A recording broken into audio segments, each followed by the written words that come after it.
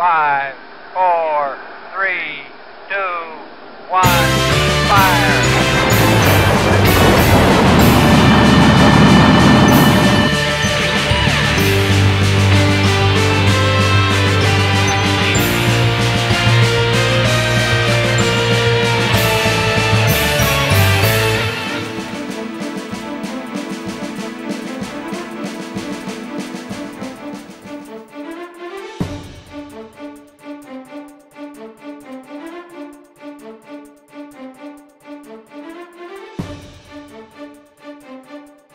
Welcome to the 2015 Keeper Selection Show. Today, as your commissioner, I'm going to reveal the keepers that our teams have selected to move forward into the 2015 season. After I get through this list, we're going to go over some breakdowns of what happened, who kept who left who off their roster, and then 1 week from tonight, we will be drafting and kicking off the 2015 MFL season. Also, look out for a new logo. Team Force Play is turning into Chappie 74s. All right, here they are.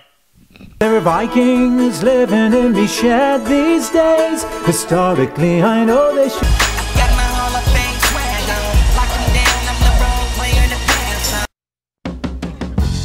Some people call me the space cowboy. Anything could happen. Anything.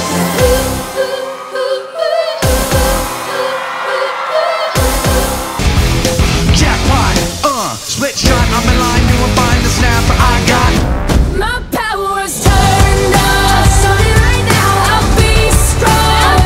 I'll blow my lights on. Peace up, A-Town down. Yeah, okay. Hush. Let's go.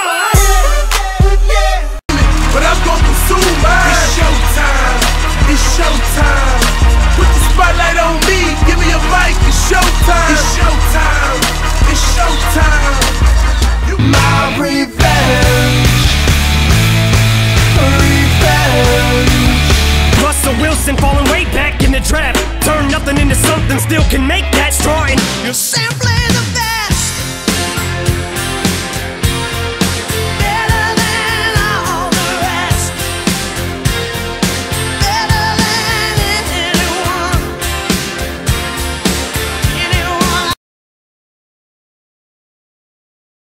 Rocky Mountain High, Colorado. Rocky Mountain. And those are the 2015 MFL keepers. What do you think? So let's start with say Hall of Famers. He had the misfortune of last season thinking that Percy Harvin and Josh Gordon were going to be keepers for years to come, and both those guys went downhill quick. And so he has been left with Ben Roethlisberger and LeGarrette Blount. I think Big Ben is a huge sleeper. I think he's easily going to be a top 5 quarterback. Hopefully Blount can just be productive with some touchdowns and as the main guy in New England after his suspension. So if we look at other teams, we got BRC. He chose to keep Golden Tate over Chris Ivory. I think that was probably a solid move given the Jets' dismal offense.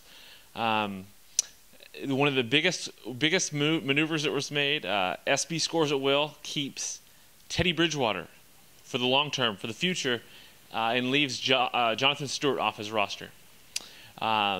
Team RPM, he really didn't have any other options to go with. He's got Russell Wilson and Marshawn Lynch. Can't beat that. Obviously, the decision in Denver was difficult. You got Peyton Manning leaving off the roster. And Mile High going with C.J. Anderson and Demaryius Thomas, which obviously you can't beat. He's the #1 keeper ranked team.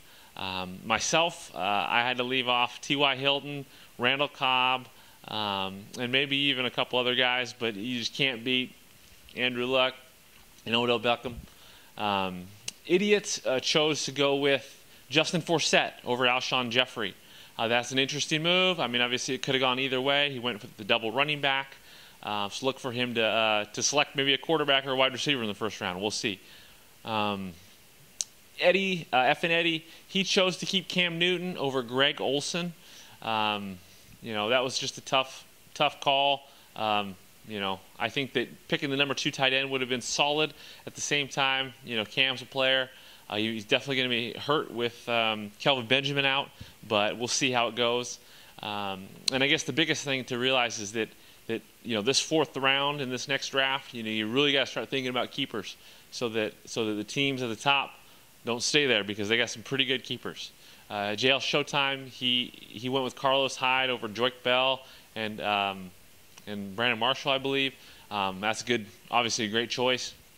A Jackpot, he went with Tony Romo over Bishop Sankey instead of grabbing a running back that might have some potential. I know that he's kind of not the lead guy right there right now. They got that rookie there, but at the same time, he went with Romo and Dez. So I think that's going to be a productive team.